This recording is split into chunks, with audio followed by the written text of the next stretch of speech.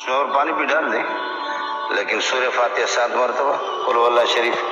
7 مرتبہ، اور لا تبقی ولا تذر لا تبقی ولا تذر لا تبقی ولا تذر 3 مرتبہ، یہ پانی پر دم کر کے اس کو پلایا کریں۔ اور اگر وہاں کسی مدرسے میں ہو جائیں تو 6 لاکھ مرتبہ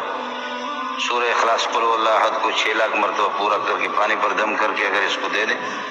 اللہ کی ذات سے کبھی امید ہے پروردگار ان کے لیے کوئی صورت نکالے اور اللہ ان کو صحت تندرستی عطا فرمائے۔ باقی یہ عمل تو آسان ہے کہ یہ خود کرے، دن میں 4-5 مرتبہ کرے، کہ